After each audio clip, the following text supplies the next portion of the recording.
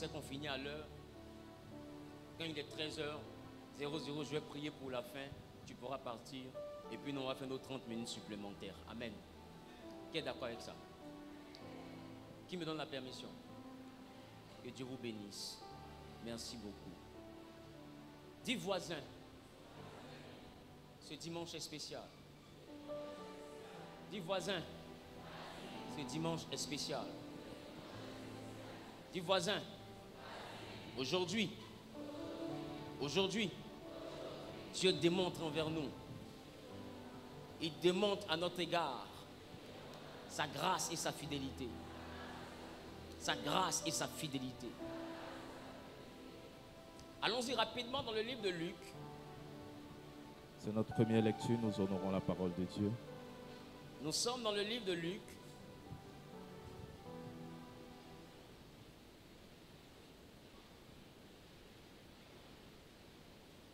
Luc chapitre 1, à partir du verset 26.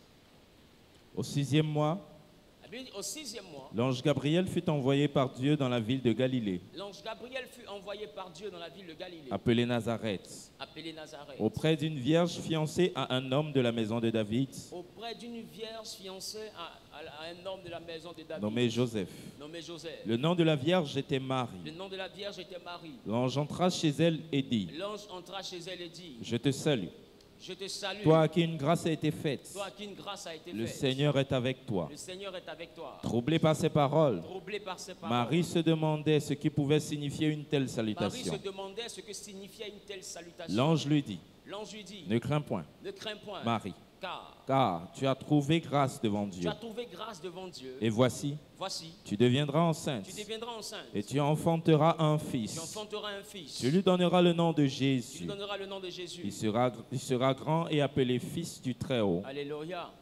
Poursuis. Et le Seigneur Dieu lui donnera le trône de David son père. Et Dieu lui donnera le trône de David, son père. Dieu bénisse sa parole, assieds-toi, s'il te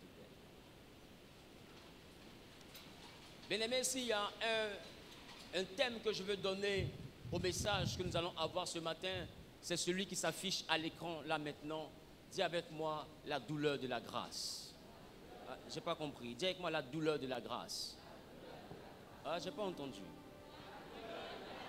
Peut-être ta manière de dire là montre que c'est pas à toi Dieu fait grâce. Est-ce que quelqu'un peut bien écrire la douleur de la grâce? Vous savez, voici que la Bible nous parle d'une jeune fille. La Bible elle s'appelle Marie. Et la Bible dit elle est fiancée à un homme de la maison de Joseph, de David, nommé Joseph. La Bible dit qu'elle est vierge. La Bible dit qu'elle est promise à un certain charpentier. Tous deux avaient une vie ordinaire. Tous deux étaient des hommes normaux. Ils étaient tranquilles dans leur coin jusqu'à ce qu'on leur annonce qu'ils ont trouvé grâce. Quand je regarde, je vais m'intéresser même à celle même qui a trouvé grâce. Je n'arrive pas à comprendre comment est-ce qu'on peut définir l'existence d'une personne, mais par l'arbre généalogique de son fiancé, même pas son mari. La Bible dit elle était fiancée à un homme de la maison de David, mais elle-même, elle vient de quelle maison?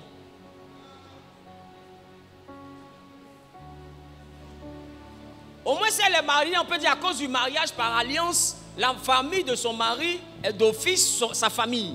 Mais ils sont fiancés. C'est une promise, ce n'est pas une acquise. Donc, ça veut dire que les formalités du mariage n'ont pas été établies. Donc, logiquement, on ne doit même pas parler même de Joseph dans sa vie, pour le moment. Parce qu'il chemine. Et vous savez que quand des gens cheminent, à n'importe quel moment, ils peuvent s'arrêter.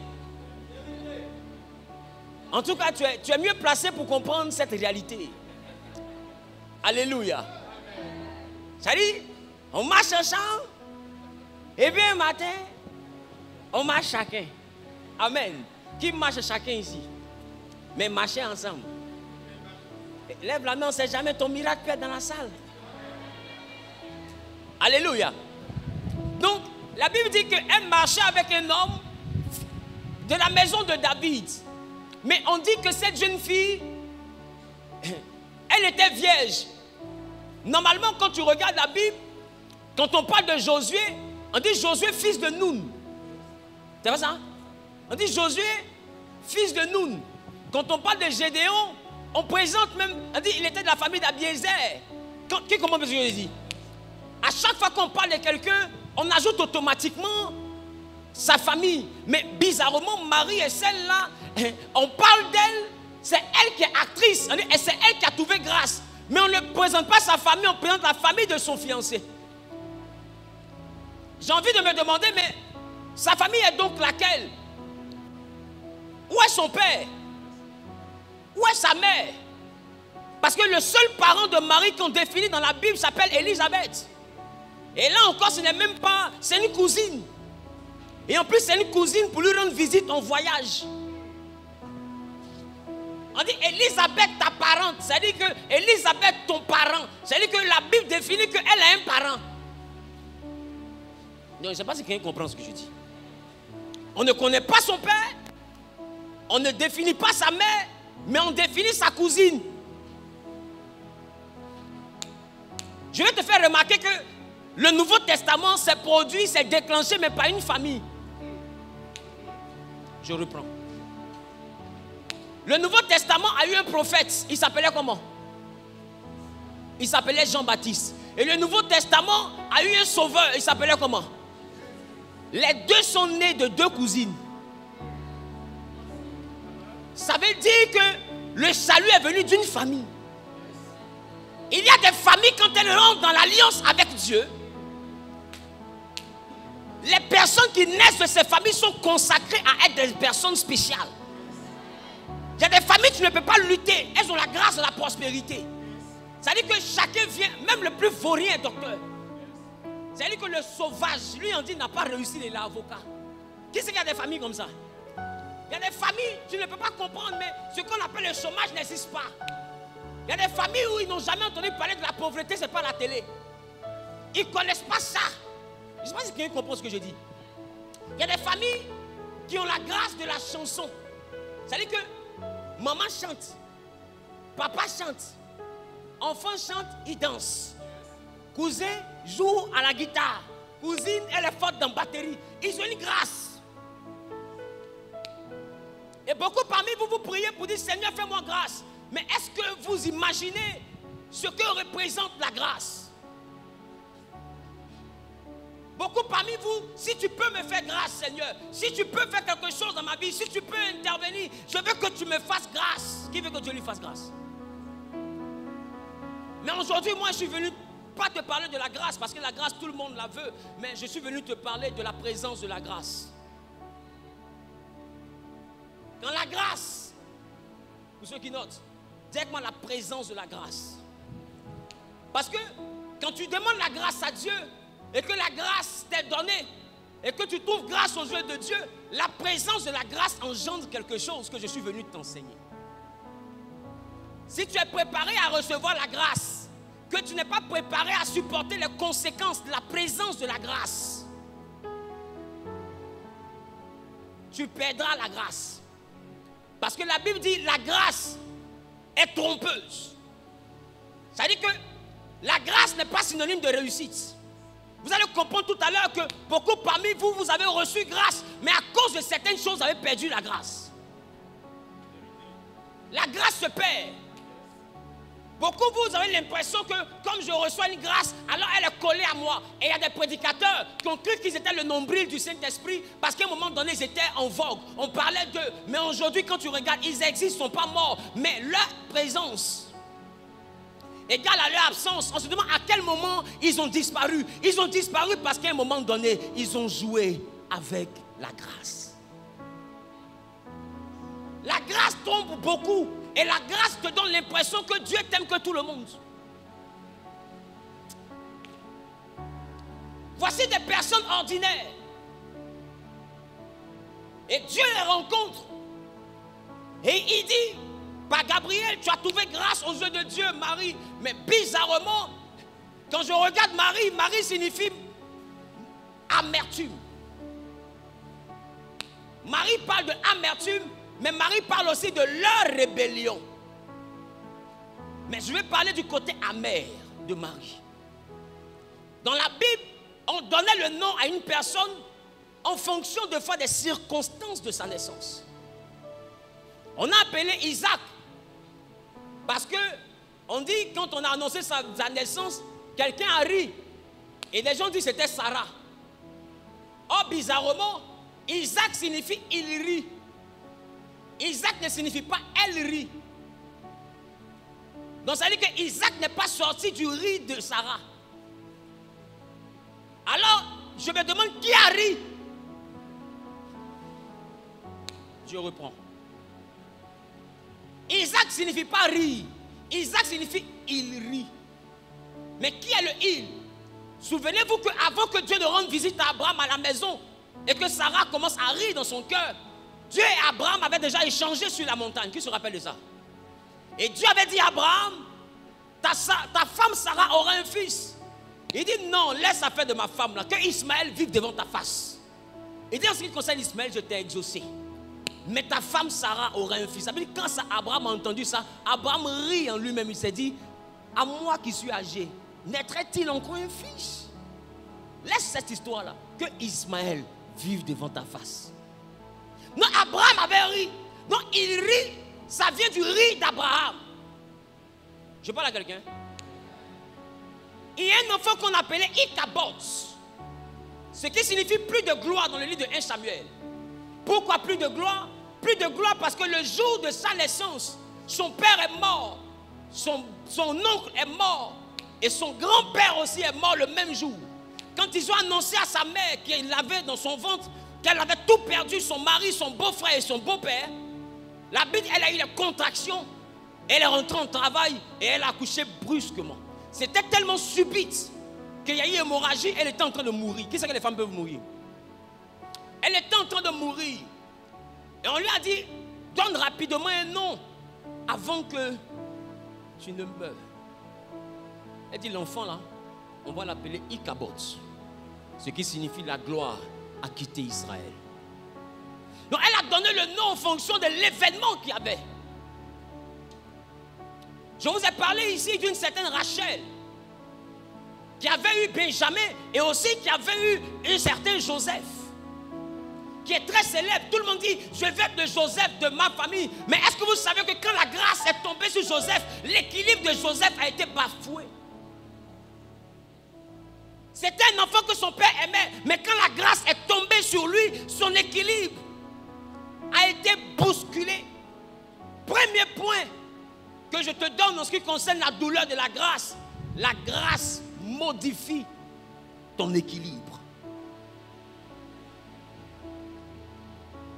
Dis avec moi, la grâce modifie ton équilibre. Modifier même, ça peut être positivement. Il faut dire la grâce dérange ton équilibre. Voici un enfant que son père aimait. Son père l'aimait tellement qu'il lui a donné une robe multicolore, signe de son affection. C'est ça? C'est ça? Signe de son affection. Mais quand son père lui donne la robe, la Bible dit après, l'enfant va dormir et automatiquement il reçoit un songe. Parce qu'on ne fait pas un songe, on reçoit un songe. Parce qu'un songe, c'est une infusion de la révélation divine dans l'esprit d'une personne.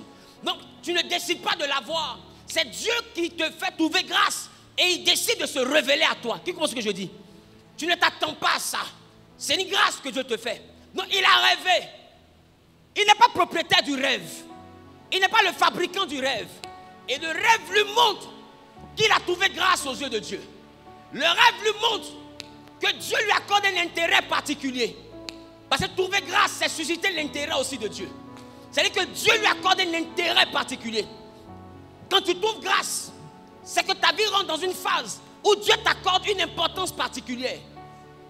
Je vais te dire, pour ceux qui prennent la définition, la grâce est une faveur. La grâce est une chose imméritée. Directement, c'est l'immérité. Alors j'ai envie de te dire, si par définition la grâce est une chose qu'on ne mérite pas, alors la grâce ne peut pas créer l'orgueil. La conséquence de la grâce, quand on la réalise, c'est l'humilité. Parce qu'on est orgueilleux lorsqu'on mérite. Les gars, le jour où Dieu me rappelle que je monte au ciel, s'il m'est permis de lui poser une question, je vais lui demander, mais Seigneur, c'est vrai, tu as jugé, et je passe mention au paradis, amen. Mais j'avais une question qui bousculait dans ma tête depuis que j'étais en bas là-bas. Et je suis sûr que Jésus va me demander, mais c'est quoi la question? Et puis je lui dis, pourquoi moi?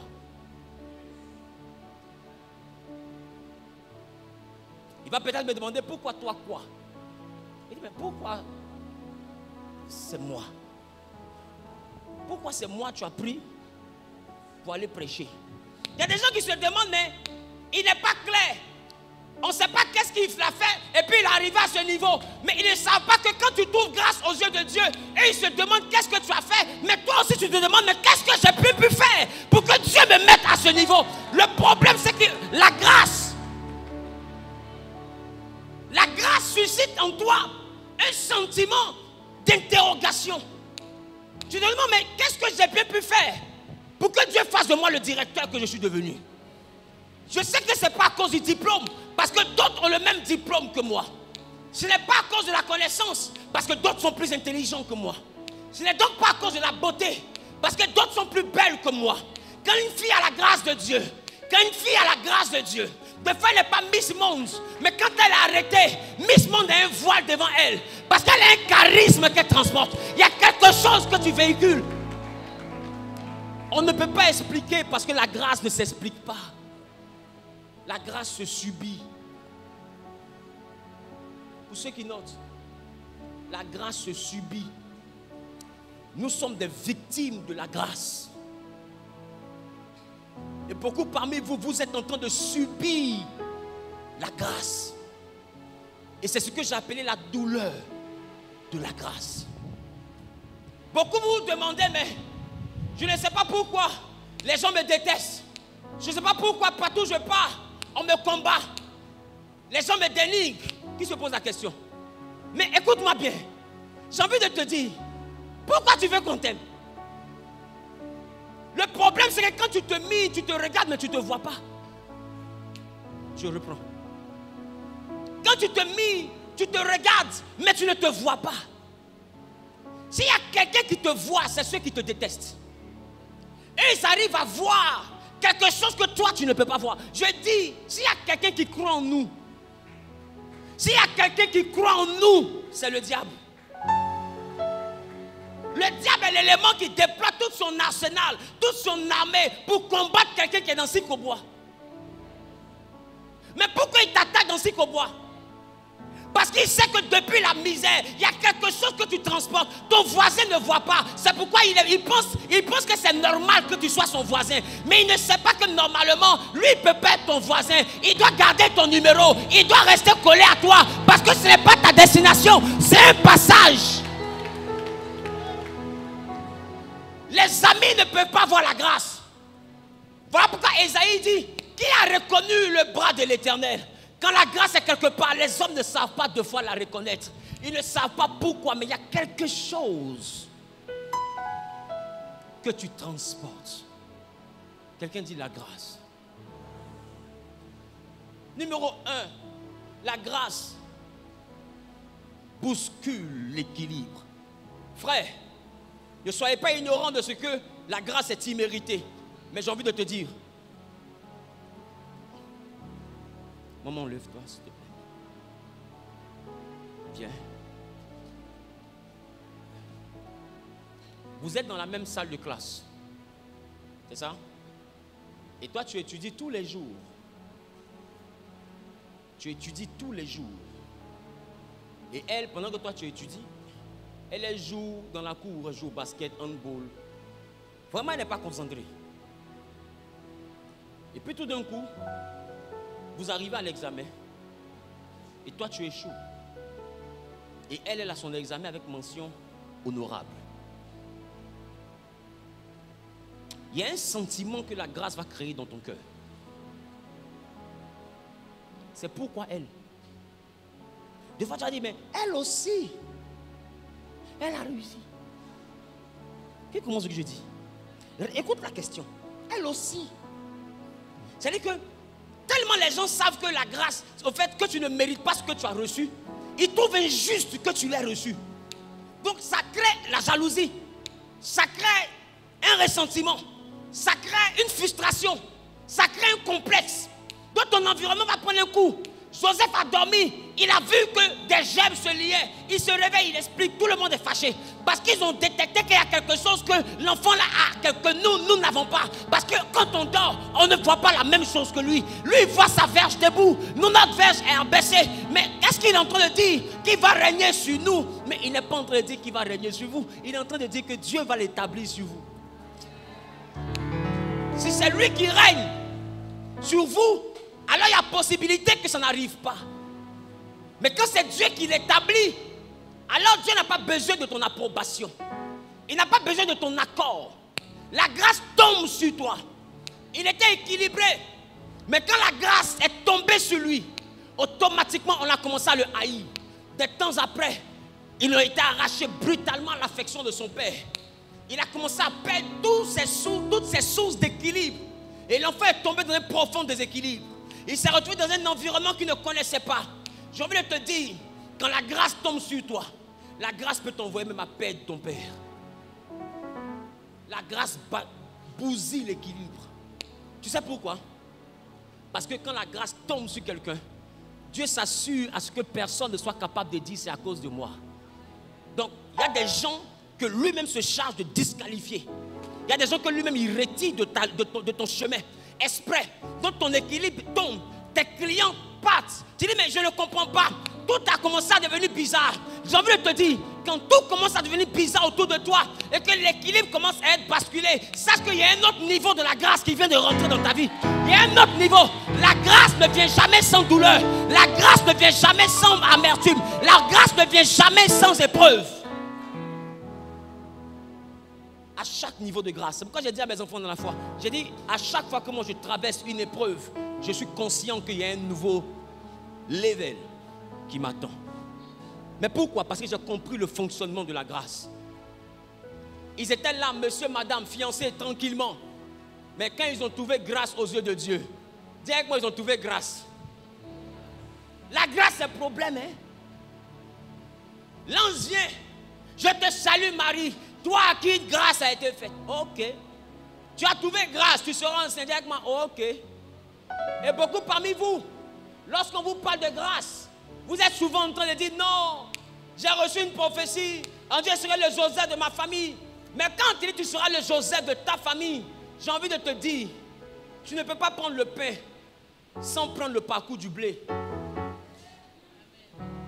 Tu ne peux pas devenir le pain sans passer par le parcours de la farine. Cette farine, pour qu'elle devienne le pain que tu manges, on la prend. C'est ça? On lui donne une forme. On modifie sa forme. Et on lui donne la forme que nous souhaitons. C'est pourquoi des fois on arrive à faire gâteau en lion. Est-ce que la farine t'a dit qu'elle voulait ressembler à lion? Mais tu te lèves en tant que pâtissier. Tu décides que parmi tous les sachets, c'est ce sachet-là qui mérite de devenir ton gâteau. Alors que tu prends le sachet, tu lui donnes la forme que tu veux. Si tu veux que ce soit un gâteau en cœur, tu fais cœur. Mais à l'origine, la farine n'était pas en cœur. Tu la rends en cœur.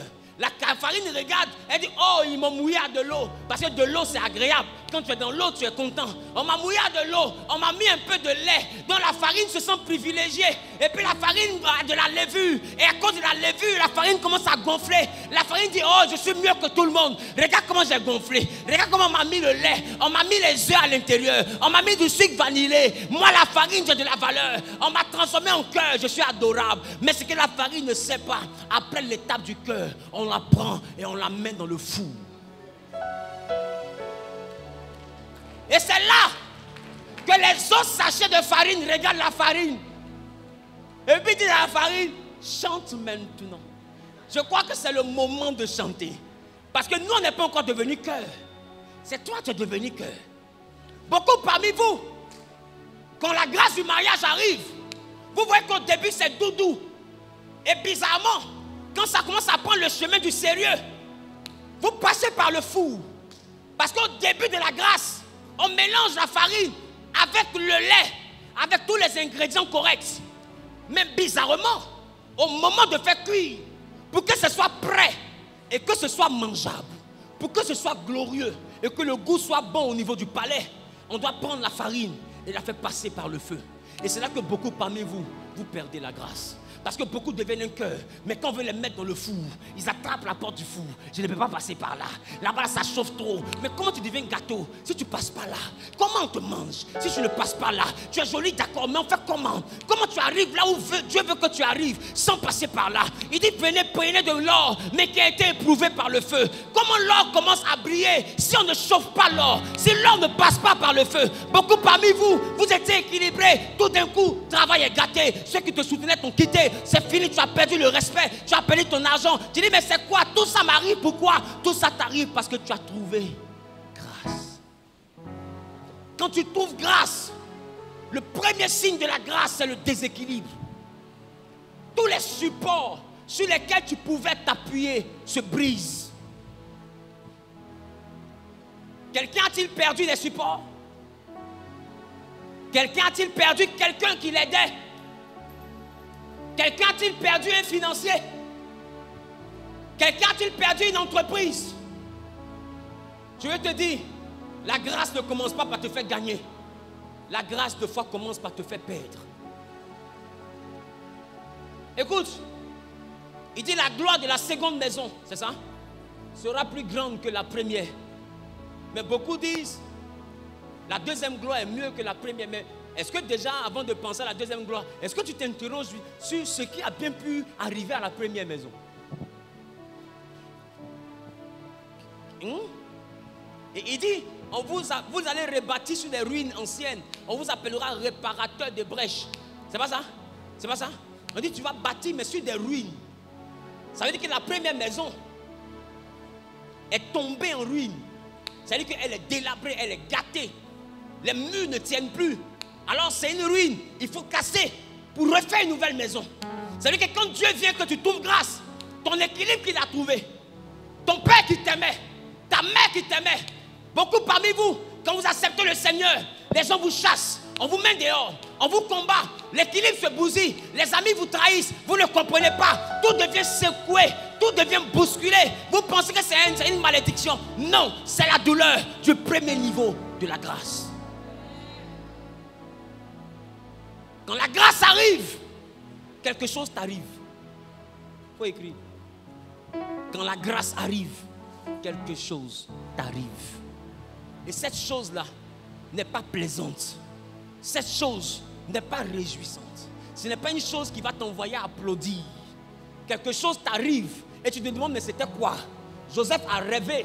Et dans son rêve, dans le rêve de Joseph, Joseph était au sommet de l'Égypte. Dans le rêve de Joseph, il était plus grand que ses frères. Dans le rêve de Joseph, il n'y avait pas deux comme lui.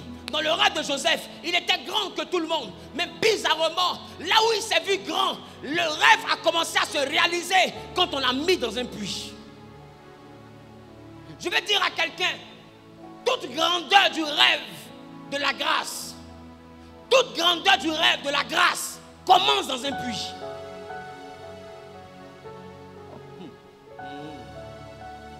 Dis avec moi le puits. Dis voisin, la douleur de la grâce. Est-ce que je parle à quelqu'un? Dis voisin, la douleur de la grâce. Je n'ai pas entendu. Dis voisin, à quel niveau de la douleur tu te trouves? Tu te trouves à quel niveau? Toi, tu es à quel niveau? Des fois, c'est ton foyer qui prend un coup. Des fois, c'est tes affaires qui prennent un coup. Des fois, ce sont tes finances qui prennent un coup. Qui comprend ce que je dis? Et beaucoup parmi vous avez remarqué que il y a un équilibre et ça commence à créer une palpitation. Cette palpitation-là, elle vient pour que tu réalises que tu es foutu. Et quand le bonheur arrive, tu réalises que toi-même tu avais déjà accepté que tu t'es foutu. Je reprends. Toi-même tu avais déjà accepté que c'est fini. Alors toi tu es étonné, tu te dis normalement dans mes calculs c'est fini. Alors comment ça fait pour ne pas finir? Normalement, on m'a chassé de la maison. Mais comment j'ai fait? Au lieu d'être chassé, j'ai payé mon terrain. Comment ça s'est fait? Je ne maîtrise plus la tournure que ma vie a pris. Mais tu ne maîtrises pas parce que Dieu veut te faire réaliser ton insuffisance pour te faire apprécier la grâce. Pour que la grâce arrive, une insuffisance doit être signalée. Pour que la grâce arrive, une insuffisance doit être signalée. Dis avec moi une insuffisance. Dis avec moi une insuffisance. Parce que la grâce ne vient pas du mérite. Dis avec moi la douleur de la grâce. Marie et son fiancé étaient tranquilles. Ils vivaient à Nazareth. Mais quand la grâce est tombée, ils ont déménagé en Égypte. Maintenant ma question, est-ce que l'Égypte était le pays de rêve? J'ai dit, il y a des gens que la grâce envoie en prison. Je vous assure. Vous êtes victime de la grâce.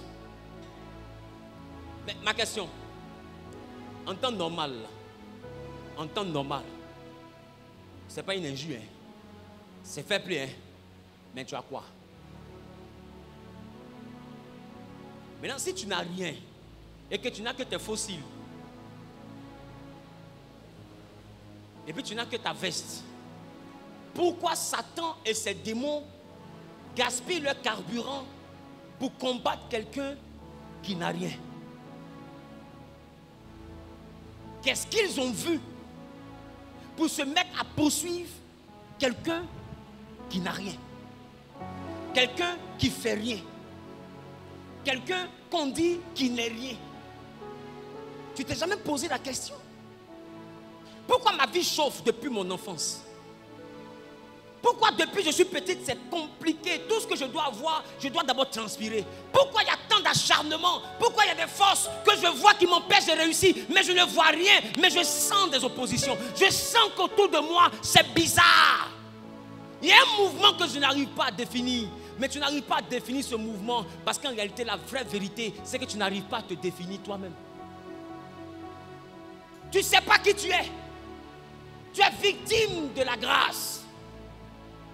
Joseph s'est retrouvé en Égypte à cause de la grâce. Il est devenu esclave à cause de la grâce. Ma question, toi, à quel niveau la grâce t'a envoyé? Où la grâce t'a jeté? Parce que je t'assure, si tu as trouvé grâce, c'est que la grâce t'a fait quelque chose. La grâce. Dis avec moi, la grâce m'a fait quelque chose. Est-ce que quelqu'un réalise? Alors Jésus dit, s'ils m'ont haï, ils vous haïront aussi. Pourquoi? Parce que la grâce qui est sur moi, c'est elle qui va tomber sur vous. La grâce ne peut pas tomber sur toi et puis on va t'aimer. C'est pourquoi deuxième point, c'est la haine. Quand la grâce tombe sur toi, des gens décident de te haïr cadeau. Qui comprend ce que je dis? C'est-à-dire que toi tu te demandes, mais je le connais où? La fille on ne s'est jamais saluée. Comment elle peut parler de moi avec autant de méchanceté? Tu réfléchis à quel moment tu as insulté sa maman, tu ne te rappelles pas. Parce qu'il faut vraiment avoir insulté sa maman pour qu'elle soit concentrée sur ta vie comme ça. Il y a des gens qui se lèvent et puis un matin comme ça, ils décident de ne pas t'aimer. Qui subit ça? Et tu ne comprends pas pourquoi on te haït. Partout où tu passes, tu es combattu. Tu es jalousé. Troisième point, la jalousie. Tu ne comprends pas pourquoi. Alors tu veux essayer de faire de régler. Mais plus tu essaies de régler, plus tu les énerves. Qui comprend ce que je dis? Et puis, quand tu règles deux sorts. Remarque, tu vas de problème en problème, de querelle en querelle, d'adversaire en adversaire. Quand tu règles le problème d'un adversaire, bizarrement, quelqu'un trouve le moyen de devenir le nouveau. Et s'il y a une chose avec laquelle tu voyages depuis un certain nombre d'années, c'est l'adversité. Des amis qui changent de veste, des frères qui changent de veste, des parents qui changent de veste. Des fois, ton mari change de veste. À des moments, ta femme qui change de veste. Et tu te demandes, mais qu'est-ce que j'ai bien pu faire? Et des fois, on parle de toi, et puis tu te demandes, mais est-ce que c'est vraiment de moi qu'on parle là? Tu réalises que c'est toi qu'on met ton nom. Sinon, en réalité, tu te demandes, mais de qui on parle? Ça l'a fait quand on dit Wi-Fi, tu dis, ah, Je pourrais jeter un béret de quelqu'un d'autre. Donc non, c'est mon monsieur au menu. Dis à ton mari, c'est mon monsieur au menu. Est-ce que je parle à quelqu'un? Dis voisin, c'est toi-même qui es au menu. Et beaucoup parmi vous, vous êtes au menu à cause de la grâce. Les gens vous jalousent. Ils vous haïssent gratuitement. Laisse-moi te dire, quand la grâce arrive, peu importe ce que tu as fait, ils vont mal interpréter. La grâce ne te donne pas le choix. Tu dois avoir des ennemis. La grâce ne te donne pas le choix. S'il y a une chose que tu dois écrire, c'est que la grâce ne te donne pas le choix. Tu ne peux rien faire qui va leur plaire. Je dis, marche comme quelqu'un qui est humble. Ils vont dire non, il fait semblant. Marche comme ça, on va dire non, elle est orgueilleuse. Marche comme ça, on va dire non, il se prend trop. Il veut dire qu'il peut marcher sur le côté gauche. Marche comme ça, on dit non, c'est sur le côté droit. Il veut montrer qu'il est mieux que nous. Ne donne pas, on va dire il est méchant, il est trop méchant. Ça ne veut pas la peine de parler chez lui. Donne trop, on va dire il veut se faire voir. Il veut montrer à tout le monde qu'il a l'argent. Quand la grâce est là, peu importe ce que tu feras, ils auront quelque chose à dire. Ce n'est pas toi le problème. Ce ne sont pas les actions le problème. C'est la grâce qui est tombée sur toi. On dit que tu as trouvé. Même bizarrement, la grâce, laisse-moi te dire, la grâce n'est pas la chose, hein papa, la grâce n'est pas la chose qu'on demande. La grâce est la chose qu'on trouve. Je reprends. Regarde dans la Bible, tu verras que la majeure partie de ceux qui ont trouvé grâce aux yeux de Dieu n'avaient pas demandé. Ils étaient assis et puis Dieu est venu chez eux. Gédéon battait le froment, juge. Pape, Dieu est arrivé. Qui commence ce que je dis? Moïse faisait perdre le troupeau. Pape, buisson Adam. Ça a commencé. Qui commence ce que je dis? Moïse est mort, Josué dormait. Pape, Dieu arrive chez lui. Moïse est mort, c'est toi maintenant. Qui commence ce que je dis? C'est-à-dire qu'ils n'ont pas eu le temps de demander. Là, en fait, on ne demande pas la grâce, on trouve grâce. Tu ne choisis pas, elle te choisit. Et j'ai envie de te dire, quand la grâce te choisit, tu as un truc que les autres n'ont pas, qui fera qu'à côté de toi, ils se sentiront inférieurs. Ils auront l'impression que tu dois disparaître pour qu'eux, ils existent. Et tu vas les voir s'acharner pour que tu disparaisses. Parce qu'il y a un charisme. La grâce est spirituelle. Le charisme, c'est un don spirituel. Il y a un charisme que tu dégages. Ça fait que tu n'as pas de voiture. Elle a voiture, mais tu sens qu'elle est complexée à côté de toi. Tu sens que ta présence l'intimide, ta présence l'influence. Tu sens que la jalousie est dans ses yeux. Tu sens que la personne se mesure à toi. Tu n'arrives pas à comprendre. Tu dis, mais attends, est-ce que lui-même ça va chez lui? Je suis dans le studio, je prends Yango, je mange Zegen, je n'ai même pas de passeport. Toi, tu es en 2 pays. Et c'est moi que tu critiques. Et beaucoup vous demandez, mais est-ce qu'ils sont fous? Ils ne sont pas fous, ils voient quelque chose que vous. Ils voient quelque chose que vous ne voyez pas. Des fois, ils ne voient pas, des fois, ils sentent. Ils sentent quelque chose sur toi qui n'est pas sur eux. La grâce, c'est une énergie qui rend les choses faciles. Mais j'ai envie de te dire, toutes les douleurs de la grâce te rapprochent de l'accomplissement de la grâce. Chaque douleur que tu vis dans la grâce te rapproche de l'accomplissement total de la grâce. C'est pourquoi tu ne dois pas fuir la douleur. Quand ils ont vendu Joseph, quand ils l'ont trahi, qu'ils l'ont jeté dans le puits, c'était pour l'envoyer à faire le premier pas, quitter l'amour de son père. Après, ils l'ont retiré. Et ils l'ont vendu. Deuxième pas, quitter sa patrie. Après, ils l'ont acheté. Troisième pas, l'envoyer à ne plus croire que c'est possible. Et quand tu es esclave, tu ne t'appartiens même pas à toi-même. Tu deviens un bijou, tu deviens un bien. Tu n'es même pas un être humain. C'est ça la grâce. Elle modifie ta vie. Mais bizarrement, remarque, quand ils l'ont vendu, ça l'a rapproché des commerçants ismaélites. Quand ils l'ont acheté, dans la douleur de l'achat, ça l'a rapproché de l'Égypte. Quand Potiphar l'a pris, ça l'a rapproché de Pharaon, parce que Potiphar était le numéro 2 de l'Égypte. Quand la femme de Potiphar ment sur lui, une autre douleur, mais ça le rapproche de la prison, mais la prison de Pharaon. Quand il arrive dans la prison, ça le rapproche de l'échanson et du panetier. Chaque épreuve le rapprochait encore plus de son rêve. Et quand il était au niveau de la prison, Pharaon rêve. Et on dit à Joseph, viens interpréter le rêve. Mais est-ce que tu sais que les personnes comme les pharaons, quand on te vante devant eux, l'échec n'est pas bon pour toi? Qui comprend ce que je dis? Déjà, tu es esclave. On dit que tu as violé quelqu'un. On t'a mis en prison. Tu t'es débrouillé. Tu as commencé à interpréter rêve là-bas. Le roi a rêvé. Tout le monde dit il ne peut pas. Maintenant, ma question. Pourquoi tout le monde dit il ne peut pas? Parce que les gens savent. Tu ne peux pas te permettre de raconter ta vie au roi. Sinon, chacun pourrait venir dire les 7 bœufs là, c'est 7 tentes. Et un autre pourrait venir dire non, c'est 7 arbres. Mais on ne vient pas raconter sa vie. Ta tête peut sauter. Donc tout le monde préfère dire au roi, on ne comprend pas.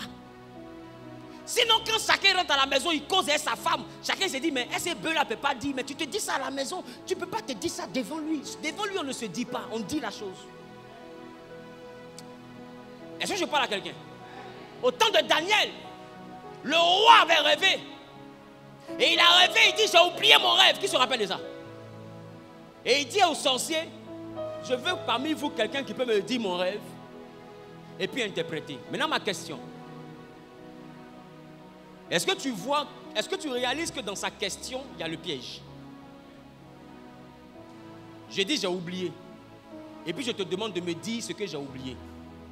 Comment je fais pour savoir que c'est vraiment ce que j'ai vu si je ne m'en souviens pas?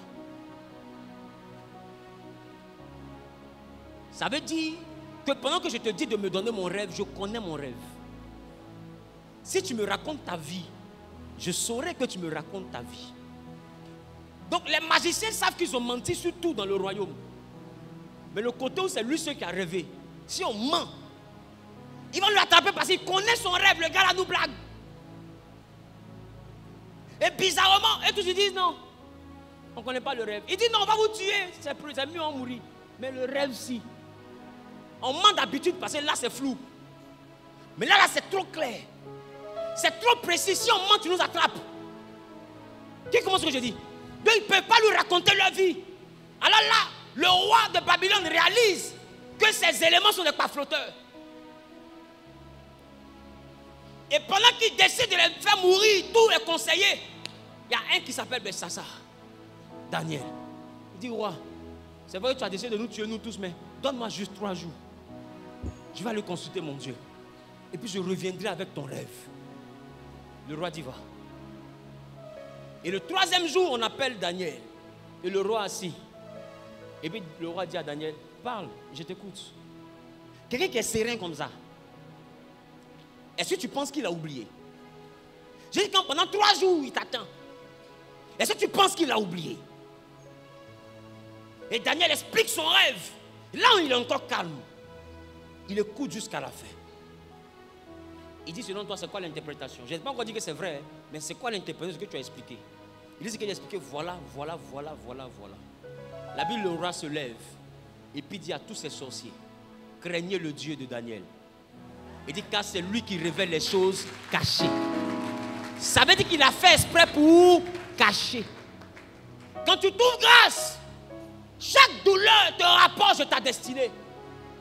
Je vais dire à quelqu'un, n'aie pas mal cette année de tout ce que tu as traversé, comme trahison, comme méchanceté. Chaque chose avait pour but de te rapprocher du but. Chaque événement avait pour but de te rapprocher du but. Et je t'assure, ce n'est pas le moment de te retourner parce que tu es déjà arrivé. Oh, est-ce que je parle à quelqu'un? Est-ce que je parle à quelqu'un? Ce n'est pas le moment de se retourner. Dis voisin, ce n'est pas le moment de se retourner. Dis voisin, ce n'est pas maintenant on se retourne. Parce que là, tu as trouvé grâce. Pourquoi vous ne comprenez pas pourquoi les gens sont devenus comme ça? La jalousie, la méchanceté, c'est ça la douleur de la grâce. Dites-moi la douleur de la grâce. L'inimitié entre frères. Il dit on aura pour ennemis les gens de notre propre maison. Ils vont commencer à te haïr sans raison. Ils vont commencer à te persécuter. Ils vont commencer à dire des choses sur toi. Mais je vais te dire, ne regarde pas ce que ceux qui ne t'aiment pas disent de toi. Jésus était là et puis on lui a dit beaucoup de choses en ville qu'on racontait sur lui. Et il a rassemblé ses disciples. Ils disent, mais les uns disent que je suis Belzébul. Les autres disent que je suis Élie qui devait revenir. D'autres encore disent que je suis un prophète quelconque. Mais vous avec qui je marche, vous avec qui je mange, qui dites-vous que je suis? Ils disent pour nous, tu es le Fils du Dieu très haut. Ils disent, ce n'est pas la chair et le sang qui vous ont révélé ces choses. Quand tu marches avec la grâce, ne marche jamais avec des personnes qui regardent l'apparence. Il faut marcher avec des personnes qui ont le discernement des choses cachées. Parce qu'à l'apparence, il ressemblait à un prophète quelconque. À l'apparence, il ressemblait à Élie. À l'apparence, on peut le mélanger à un magicien à cause des miracles qui l'accompagnaient. Mais il dit, pour vous, je suis qui? Mais quand ils ont donné la définition, ce n'était pas la définition de l'apparence. C'était la définition de la révélation. Dans la dimension de la grâce, ne marche pas avec des gens qui vont regarder que ton visage.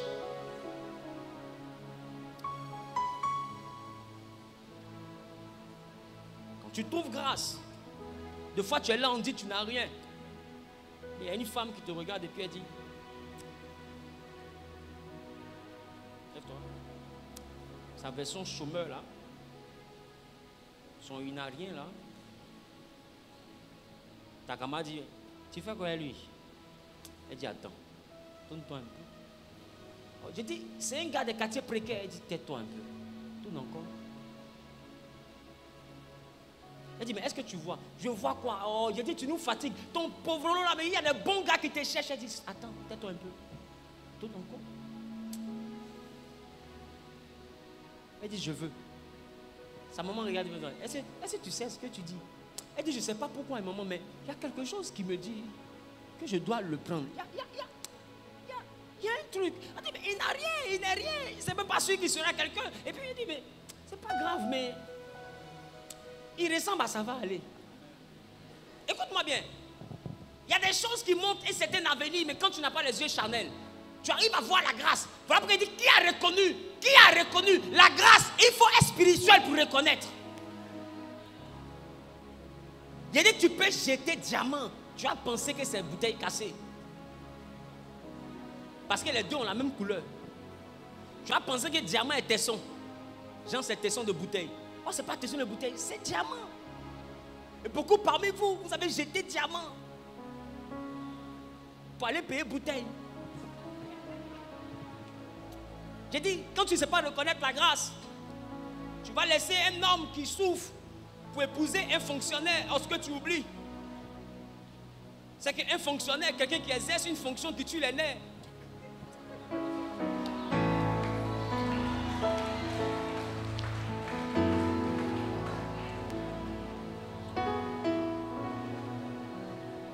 Je vais te dire, et je parle devant la caméra, je vais te dire, il n'y a aucun fonctionnaire qui peut devenir milliardaire s'il n'est pas voleur.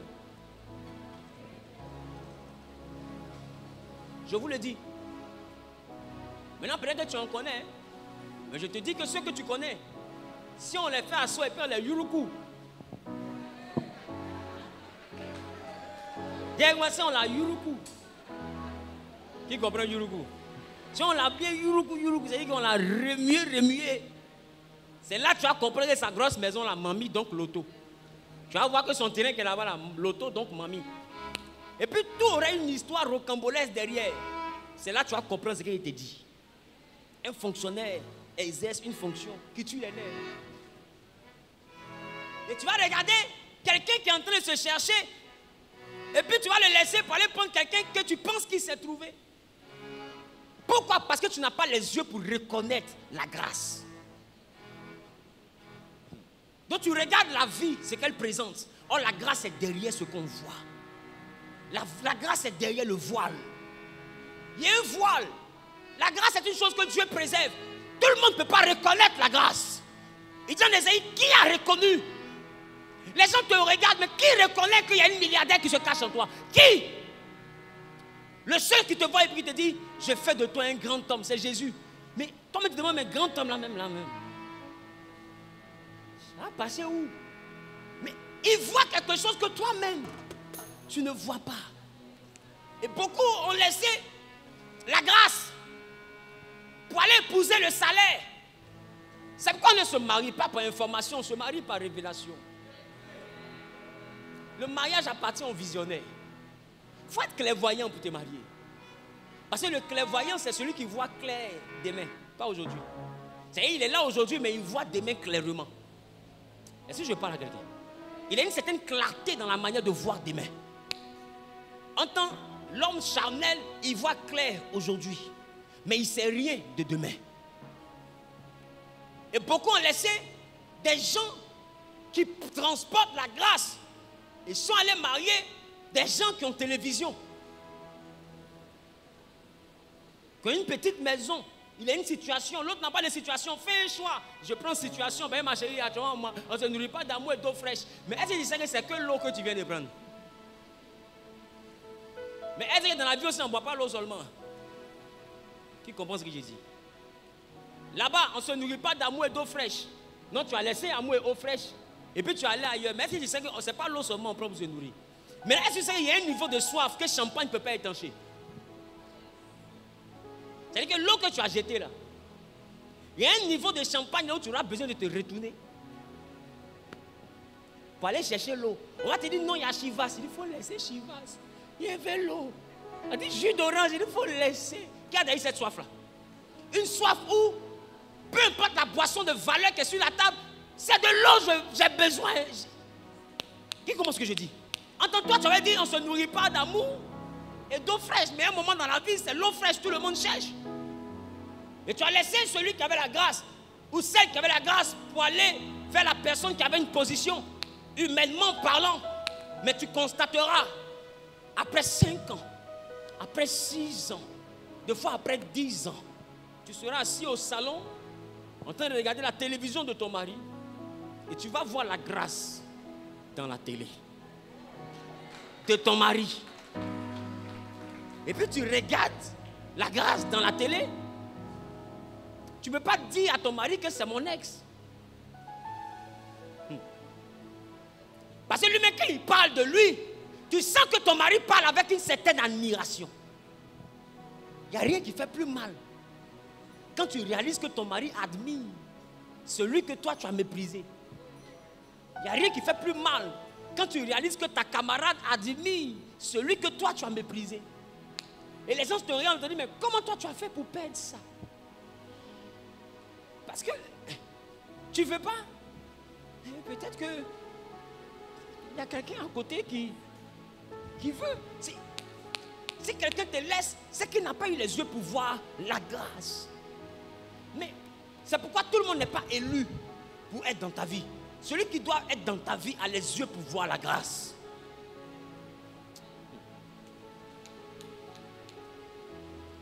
Je vais dire ça jusqu'à ce que Jésus me prenne. Il y a une qui m'a regardé. Qui m'a regardé. Lève-toi et t'expliquer. Elle m'a regardé. Elle me dit, si tu penses que je vais marier un mendiant de 10 000 d'offrande, il faut te réveiller. Joe, c'est rentré. Hein? Si tu me vois, salut collègue. Yeri, champion, c'est rentré gauche où il me ressaisi droite. Et le coup de pied, coup de tête, KO. Et tu m'as parlé malin.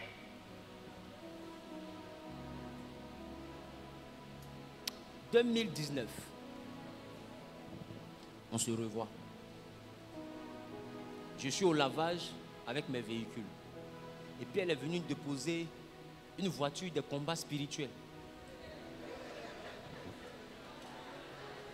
Tu sais, quand Élie est monté au ciel, le châle a eu tellement de feu que... Le châle a eu tellement de feu que... Quand ils sont arrivés au ciel, le chat était calciné. Il y a des voitures un peu comme ça. Et grogodo, grogodo, grogodo, grogodo, grogodo. Oh, lève-toi, on va danser un peu le grogodo. Allons-y, 1, 2, 3. Allez, grogodo, grogodo, grogodo. Ici, là, je vous ai dit, ce n'est pas bon.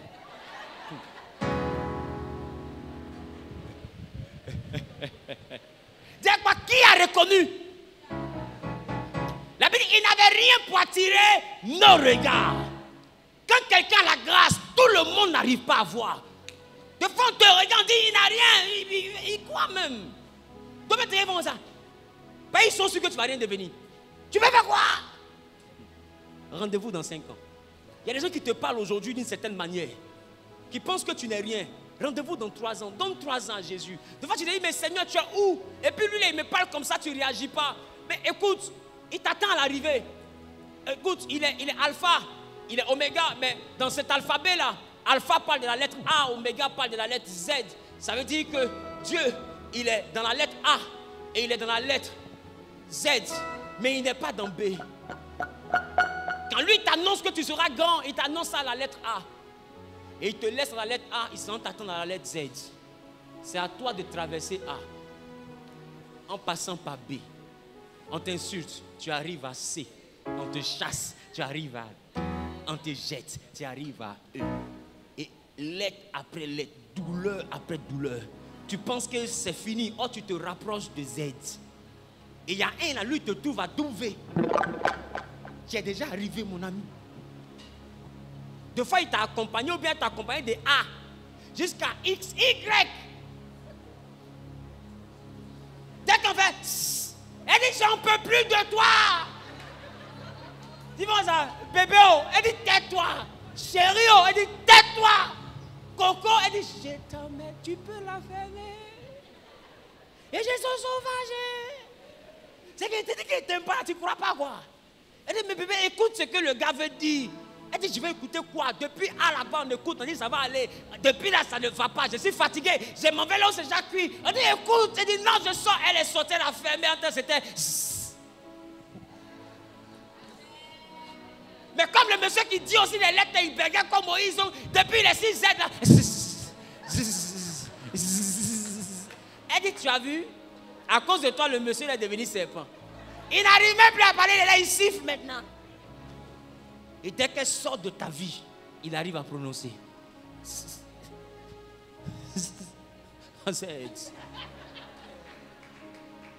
Dis avec moi, la porte est déjà fermée. Elle a fermé. Oh, c'est une porte qu'on ouvre de l'intérieur. C'est toi qui es dedans, c'est à toi d'ouvrir pour qu'elle revienne dans ta vie. Alors, elle a fermé la porte. Et puis à la fenêtre, elle a entendu. J'ai dit, hey. Oh my gosh. J'ai dit, c'était les liens de famille. Oh, je ne sais pas ce qui m'a pris. Quoi?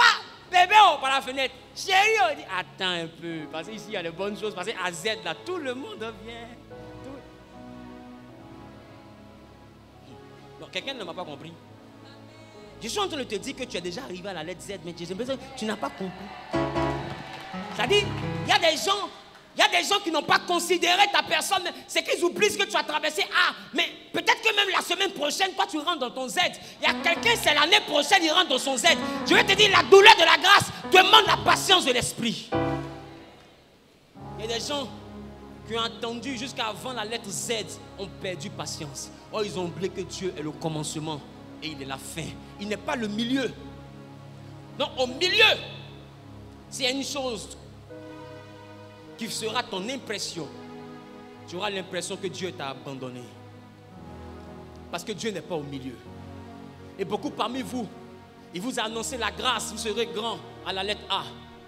Et bizarrement, il est rentré dans un silence. Et depuis que vous traversez les lettres, vous criez, vous avez l'impression que Dieu ne vous entend plus. Seigneur, m'as-tu abandonné? Il ne répond pas. Il ne répond pas parce qu'il est à la lettre Z. Il t'attend. Il t'attend de l'autre côté. Il t'accompagne à l'entrée de la vallée. Et il t'attend à la sortie de la vallée. Et c'est toi qui traverses. Il dit, quand je traverse la vallée de l'homme de la mort, je ne crains aucun mal. Car tu es avec moi. Mais pourquoi il dit tu es avec moi? Et puis il dit, pendant que tu es avec moi, mais c'est moi qui traverse. Il y a un niveau de ta traversée où tu ne verras plus Dieu, mais tu dois croire qu'il est encore là. Parce que celui qui t'a parlé à la lettre A, il ne peut pas t'abandonner seul dans la vallée. S'il te dit passe par la vallée et puis trouve-moi de l'autre côté, c'est parce qu'il est sûr que dans la vallée, il n'y a rien qui peut te tuer. Si Dieu te laisse seul dans une vallée, c'est parce qu'il sait qu'il a déjà nettoyé le chemin. Il ne faut pas avoir peur, ce que tu vis ne va pas te tuer. C'est une traversée, ce n'est pas la destination. Je dis à quelqu'un qui est en train de me regarder, peu importe le niveau où tu te trouves, tu vis la douleur de la grâce, tu traverseras le désert. Et les Égyptiens que tu vois, tu ne les verras plus jamais. À quel niveau te trouves-tu dans ta traversée? Ta grâce t'a envoyé à quel niveau du désert? À quel niveau? Certains, vous arrivez au niveau où ami même devient ennemi. Et vous avez mal. Vous arrivez au niveau où frère devient adversaire. Tu arrives au niveau où on t'annonce avec tous les détails, toutes les précisions, toi-même c'est confirmé que c'est ta maman qui veut te tuer. Tu te dis, mais ça sert à quoi? Parce que j'ai toujours voulu réussir pour m'occuper de ma maman. Mais si c'est ma maman maintenant qui veut me tuer, mais... Et c'est comme si ton équilibre est bouleversé. D'autres avaient perdu un enfant. Cette année, vous êtes passé par beaucoup de choses. Dis avec moi la douleur de la grâce. Le dernier point, c'est l'environnement de la grâce.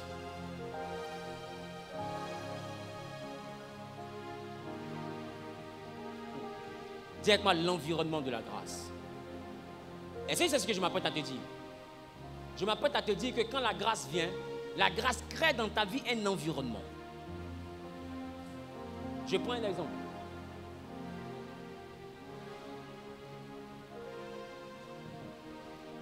Dieu te dit qu'il fera de toi un homme riche. Dis amen. Et puis, Dieu crée les circonstances et tout commence à aller bien dans ton entreprise. Et tu deviens ce temps fort que Dieu avait dit. Tu as trouvé grâce. Tout le monde t'envie. Tout le monde te voit comme un modèle. Tout le monde dit, ah, vraiment ce vieux-là, il est courageux. Mais l'environnement de la grâce, c'est le plus dur. C'est le plus difficile. Écoute-moi. Dieu peut te faire grâce de marier un homme dont le nom est grand. Et quand tout le monde te voit, on va dire, elle est chanceuse, elle a marié ce grand homme. Vrai ou faux? Ou bien il est chanceux, il a marié cette grande dame. La chance n'est pas de marier. Ça, c'est rien. La chance, c'est de garder. Parce que pour garder un grand, il faut être préparé à l'environnement de la grâce. Parce que quand la grâce commence à briller, au moment où elle ne brille pas, tout le monde ne voit pas. Mais qu'elle commence à briller, tout le monde voit. Écris ça. Quand la grâce commence à briller, quand Loa, gros A, quand la grâce commence à briller, tout le monde voit et tout le monde veut. Et c'est là que tu vois que au début là-bas, personne ne le voulait. Et des fois, tu penses ça pour acquis, tu dis, j'étais là quand personne ne le voulait. C'est pour ça que tu es arrivé jusque-là. Maintenant, quand la grâce s'exprime, tu as eu le bon comportement quand personne ne voulait. Mais si tu n'as pas travaillé sur toi-même par le Saint-Esprit, quand la grâce commence à briller, Jésus dit, une ville sur une montagne ne peut être cachée.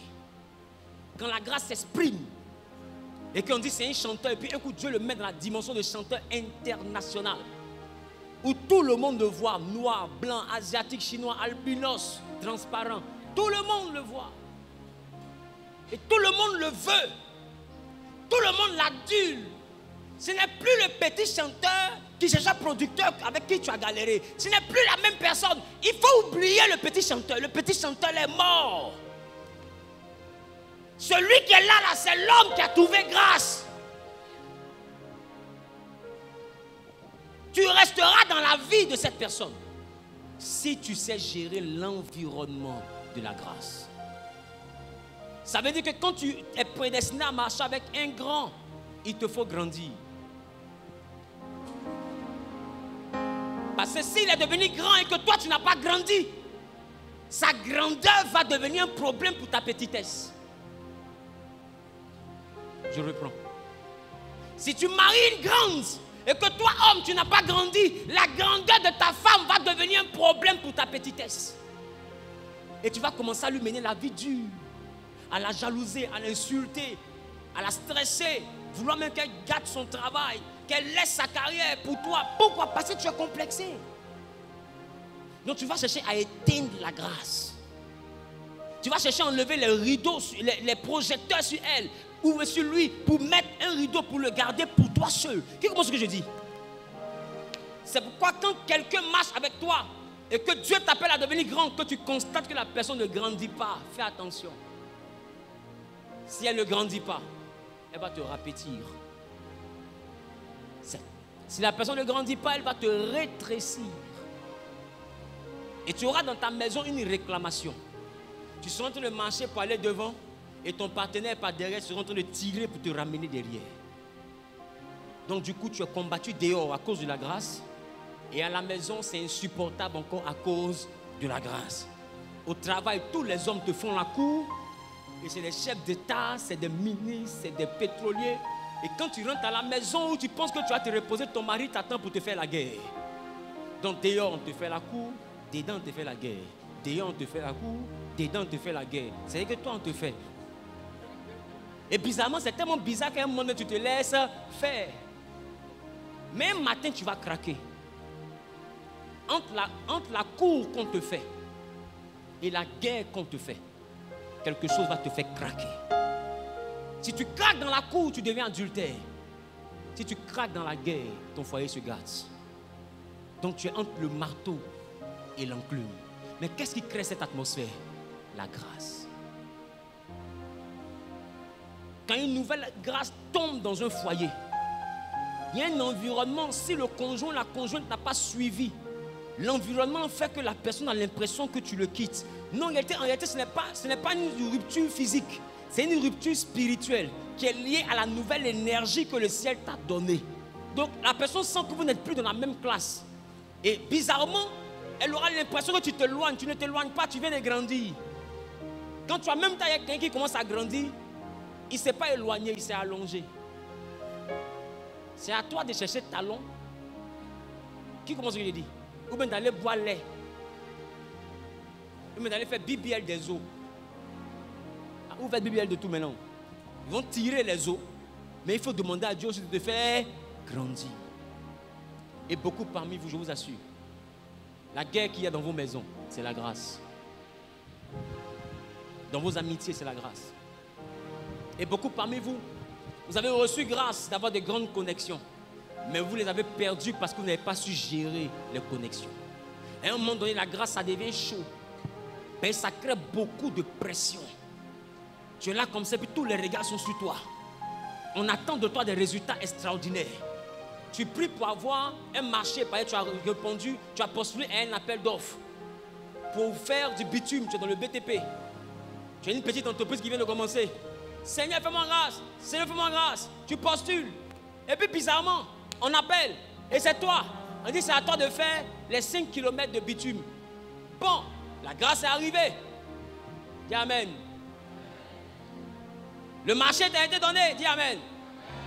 Maintenant, il y a le délai. Et puis, il y a le résultat qu'on attend de toi.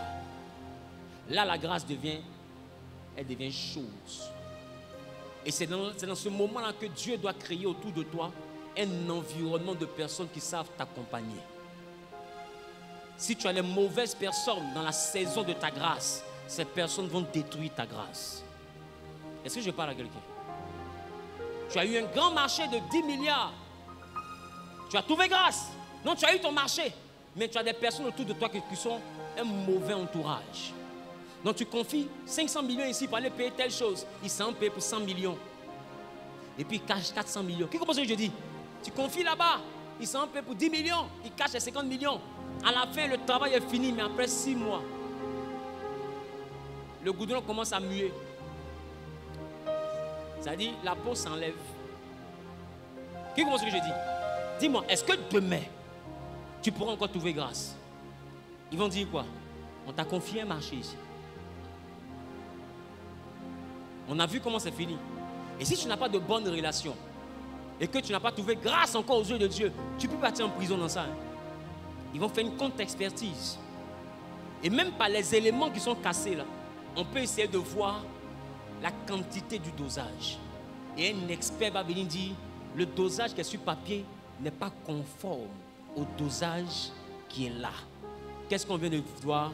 On vient de voir détournement de fonds.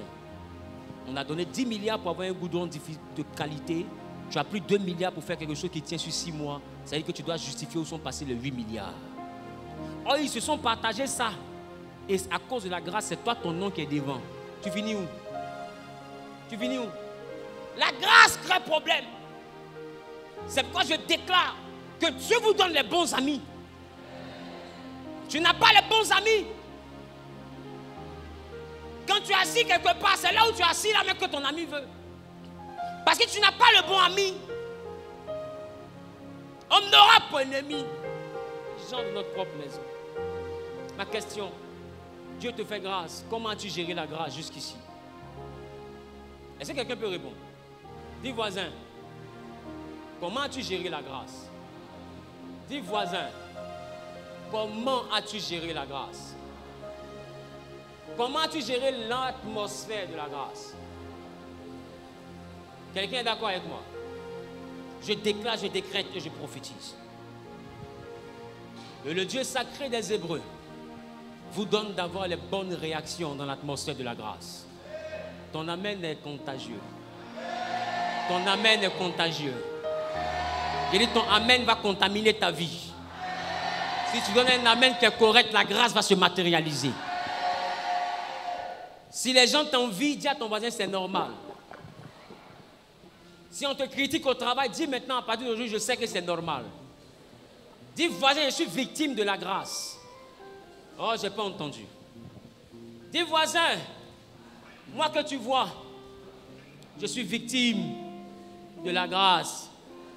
C'est la grâce qui crée les combats. Quand la grâce est sur toi, tu tousses, on dit tu as vomi. Quand la grâce est sur toi, tu marches dans l'eau, on dit tu soulèves la poussière. Quand la grâce est sur toi, les hommes t'envient. Les hommes trouvent tous les moyens possibles pour essayer de salir ton image, pour que tu puisses perdre la grâce. Mais je dis à quelqu'un qui est en train de m'écouter, que ton cœur se tranquillise, car tu trouveras continuellement grâce aux yeux de Dieu. Et pendant que je chante le parler, celui qui dit Amen plus fort que son voisin est propriétaire d'une grâce sans fin et sans limite. Bon, ta manière de dire Amen est un peu bizarre. Donne-moi le Amen qui va montrer que c'est toi qui es propriétaire de cette bénédiction. Qui a beaucoup été trahi, combattu. Lève les mains, je vois. Je vais prier pour toi. Qui a vécu des choses bizarres. C'est-à-dire, tu regardes ta vie, toi, tu n'arrives pas à expliquer tout ce qui t'arrive. Qui? Je suis venu aujourd'hui te dire que tu es victime de ta grâce. C'est pourquoi réjouis-toi. Peu importe ce qu'on te fait subir, mets ça sur le compte de la grâce. Parce que la grâce va créer l'envie, les gens vont t'envier. La grâce va créer la colère, les gens seront fâchés parce que c'est sur toi c'est tombé.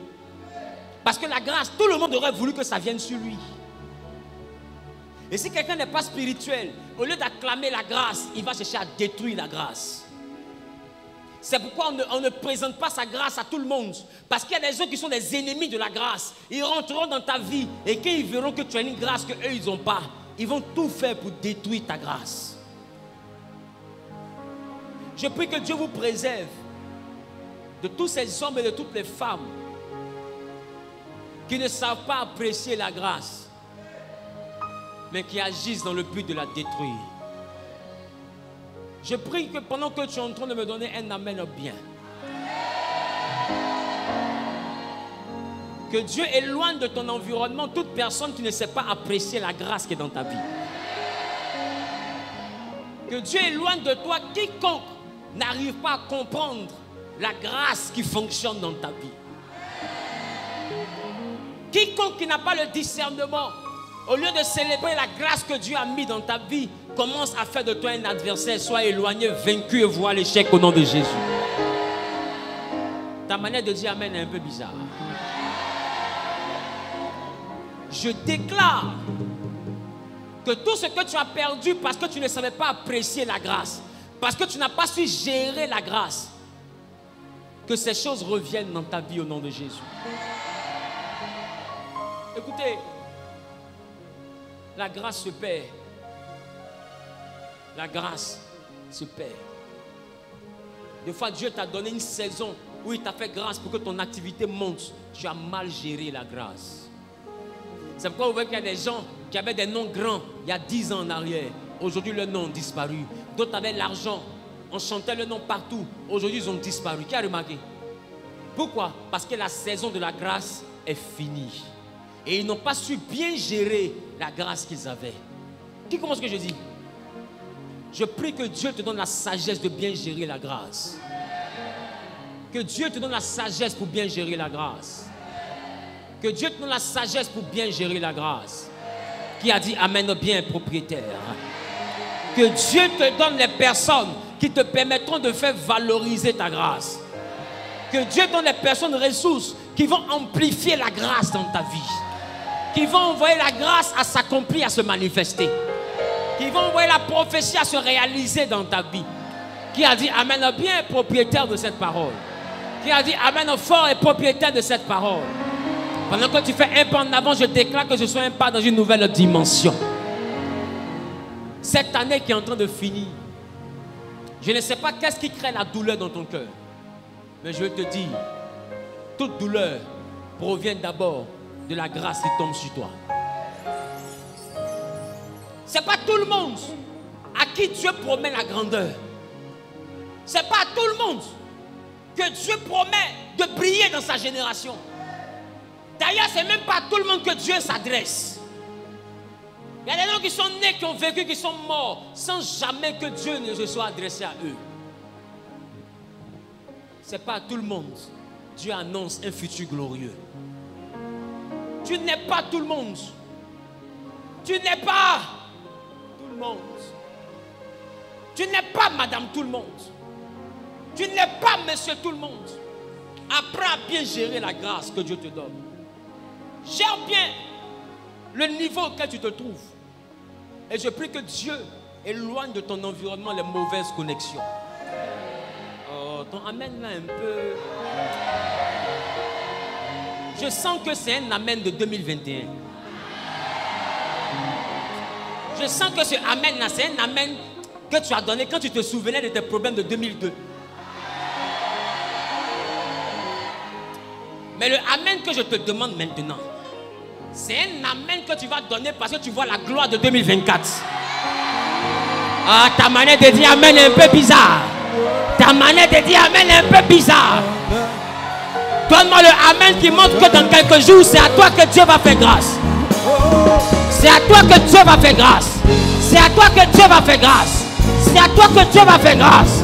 Qui a dit amen bien propriétaire. Au nom suprême de...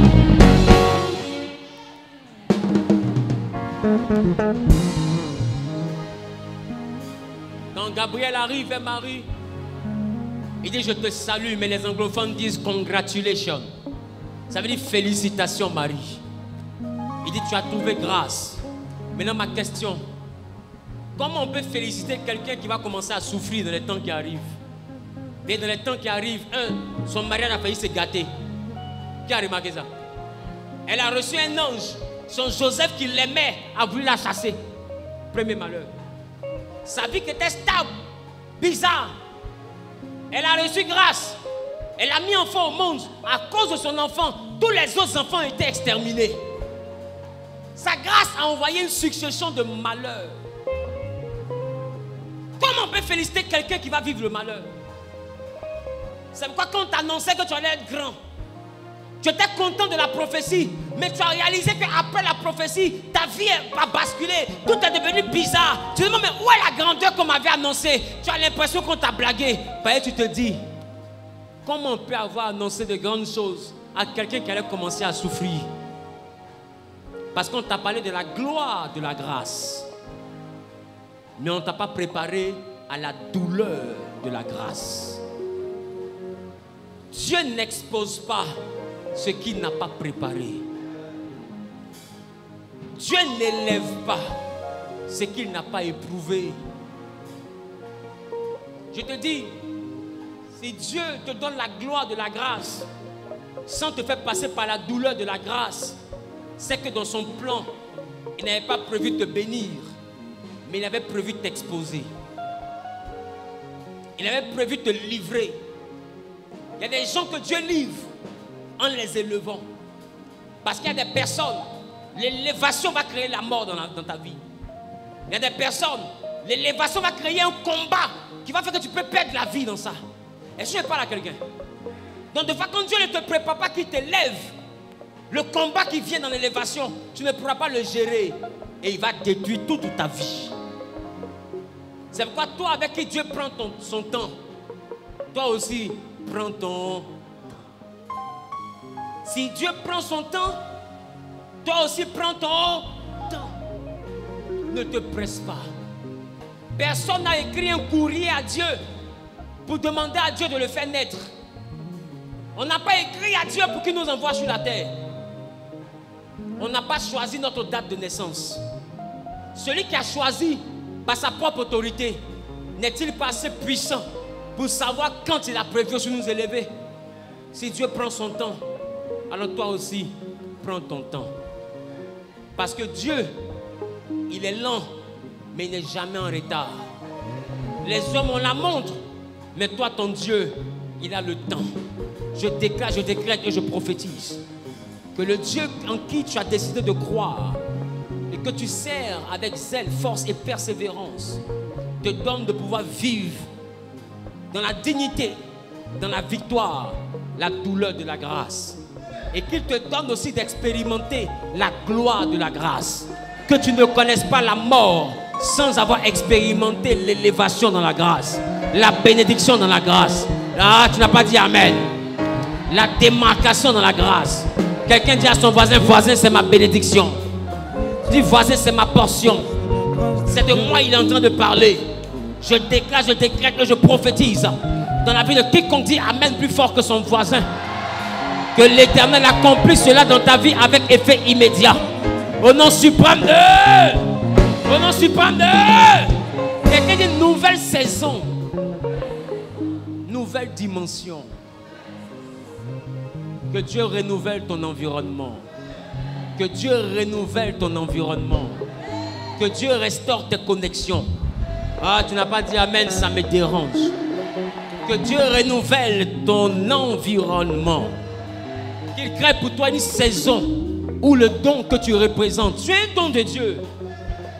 Je n'ai pas dit tu as un don. J'ai dit tu es un don de Dieu. Tu es le don de Dieu à ta famille. Dieu t'a donné à ta famille. Il dit un enfant nous est né, mais un fils nous est donné. Quand un homme et une femme de destinée vient au monde, c'est un don que Dieu fait à la famille. C'est un don que Dieu fait au monde. Je dis dans peu de temps, ta famille va réaliser la grâce qu'ils ont de t'avoir. Ils réaliseront le don de Dieu que tu représentes. Tu n'as pas dit Amen, ça me dérange. Tu n'as pas dit Amen, ça me dérange. Tu n'as pas dit Amen, ça me dérange. Tu n'as pas dit Amen, ça me dérange. Que Dieu maintenant fasse de toi le don de ta famille. Que Dieu fasse de toi le don de ta famille. Que Dieu fasse de toi le don de ta famille. Je déclare que tu sois marqué et démarqué. Je vois un nouveau vêtement qui descend sur toi. De la même manière que tu es la première personne que je suis en train de toucher. Que Dieu restaure ta vie de manière brutale. Qu'avant le 6e mois de l'année prochaine, que ta grâce soit évidente pour tous. Au nom suprême de Jésus, reçois. Nom de Jésus. J'ai besoin de ta grâce, Seigneur. De ton amour. J'ai besoin de ta présence, Yahweh, de ta grâce, Jésus. Ils se lèvent contre moi, des méchants qui veulent dévorer ma chair. Moi,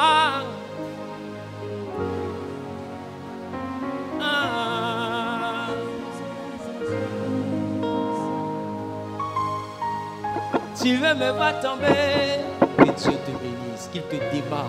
Je suis toujours debout. Dis moi c'est la grâce. Tu veux me voir misérable, mais je réussis. Tu veux me voir dormir dans la rue, être sans abri, mais Dieu me protège. Ensemble, tu me jalouses. Tu me jalouses. Tu me critiques. Tu connais pas ma vie. Tu gardes mon nom. Or tu me connais pas. Moi, ma vie, c'est la grâce de Dieu. Quelqu'un lève la main comme ça. Viens, viens, viens. Quelqu'un est comme ça. Maman, oh, c'est la grâce de Dieu. De Dieu, oh, c'est la grâce de Dieu. Tu sais, mon ami, quand tu combats quelqu'un que tu n'arrives pas à vaincre, à un moment, il faut laisser cette personne vivre. On reprend la partie. Tu sais, mon ami, regarde ton voisin. Quand tu combats quelqu'un que tu n'arrives pas à vaincre, à un moment, il faut laisser cette personne vit sous la grâce de Dieu. Encore une autre fois. Tu sais, mon ami, quand tu combats quelqu'un que tu n'arrives pas à vaincre, à un moment, il faut laisser cette personne